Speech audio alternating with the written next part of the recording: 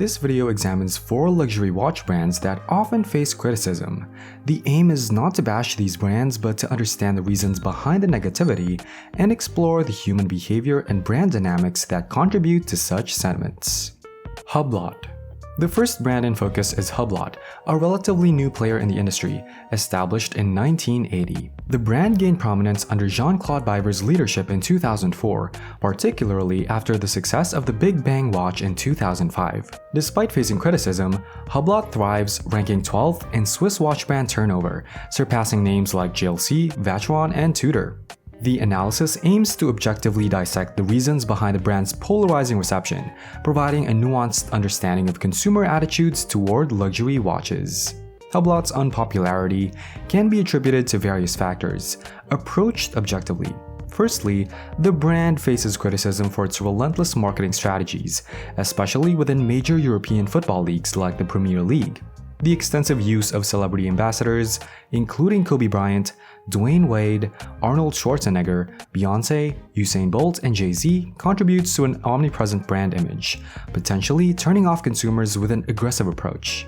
Secondly, Hublot receives backlash for its often ostentatious and attention-seeking watch designs. While some models like the Classic Fusion are appreciated, a significant portion of their collection is deemed overly flamboyant and deviating from traditional watch aesthetics.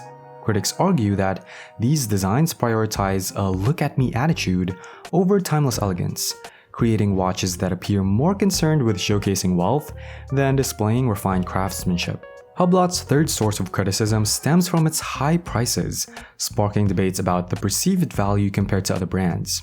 While luxury watches typically prioritize prestige over value, Hublot's use of third-party movements and price tags ranging from $10,000 to $20,000 prompts scrutiny. Consumers question the rationale behind choosing Hublot over alternatives like a JLC Master Control calendar or a classic timepiece from leading brands at a similar price point.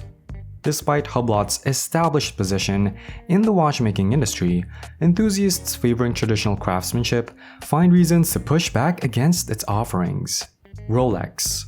Rolex, arguably the most influential watch brand globally, has become a cultural icon, surpassing the realm of watchmaking. Though a private trust with undisclosed figures, Rolex appears to have had a remarkable 2021, generating over 8 billion Swiss francs and claiming 28.8% of the Swiss watchmaking market, a dominance seen by combining the next 5 brands. However, success invites controversy, and Rolex is more polarizing than hated. One primary source of critique revolves around availability and transparency. While Rolex's steel sports lines face high demand, the lack of openness in product allocation creates frustration. Improved transparency about allocation processes could mitigate discontent. Additionally, the secondary market where certain models like the Daytona are resold at 3 to 4 times retail and the prevalence of flipping culture contribute to the brand's polarized perception. The involvement of some dealers in gray market channels further fuels discontent. Despite Rolex's undeniable success, these factors create divisions among enthusiasts. Rolex faces criticism for its perceived silence and lack of accountability regarding market issues, such as high demand and reselling. Despite occasional comments, the brand does not address transparency concerns around product allocation and secondary market dynamics. The reserved approach, while adding mystique, leaves consumers desiring a more authentic and transparent voice. Another critique revolves around Rolex's cautious approach to innovation. Critics argue that despite historical innovation, the brand has slowed down in the 21st century, evident in events like the Explorer 2's 50-year anniversary, where minimal effort was put into creating something new. While calls for more innovation persist, Rolex's market dominance prompts question about the need for drastic changes in a successful formula. The last reason for Rolex's criticism centers on its clientele. The brand's popularity has led to a perception that it's the go-to choice for those seeking a classic, rich person's watch. Some argue that owning a Rolex, given its hype, reflects more on the wearer's wealth than on individual creativity or thought. It's become synonymous with conspicuous consumption, where the emphasis is on displaying affluence rather than a unique personal choice. While many enthusiasts appreciate Rolex, a notable segment of its market is seen as conforming to a trend of showcasing wealth without much individuality. Panerai. Panerai, rooted in Italian history since 1860, initially gained prominence as a provider of instruments and watches for the Italian Navy. Despite its significant contributions to early underwater timekeeping, Panerai has faced criticism for several reasons. The first point centers on controversies and issues related to authenticity. Panerai's communication regarding in-house movements has been a source of confusion, contributing to a lack of transparency. There were instances like the reference 203, where movements claimed to be new old stock were questioned, leading to controversy. Moreover, Panerai's involvement in sharing images of fake watches on their official Instagram account further fueled the skepticism and concerns about authenticity. The design elements of Panerai watches, such as the closed case backs and sandwich-style dials, have also made them susceptible to counterfeiting. The second reason involves historical associations, particularly related to World War II. Panerai supplied watches to the opposing side during the war, leading to criticism and negative sentiments tied to its historical choices. The third point addresses Panerai's resistance to evolving with changing style norms.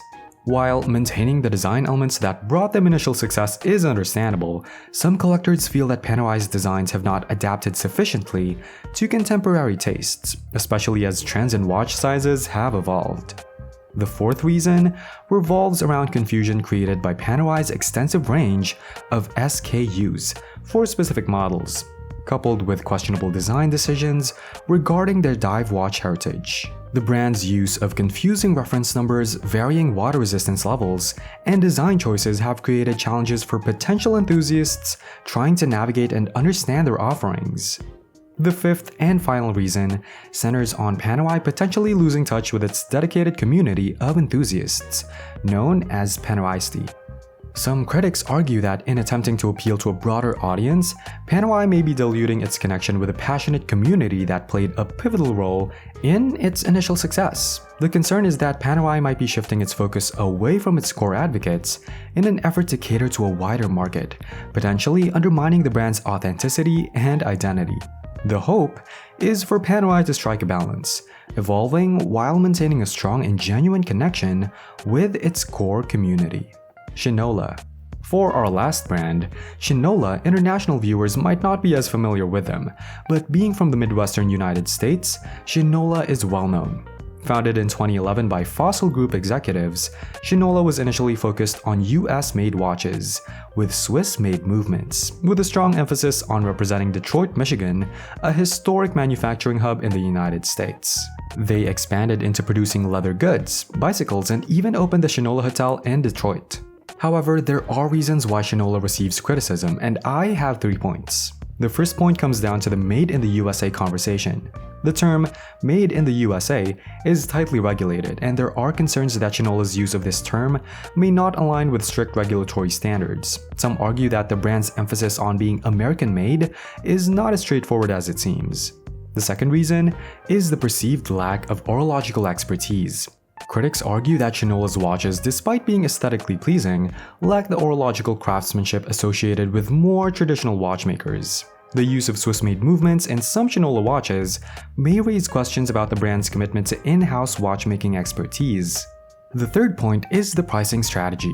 Some critics argue that Shinola's watches are overpriced for what they offer in terms of horological features. The perception is that consumers are paying a premium for the brand's American-made image rather than the technical intricacies of the timepieces.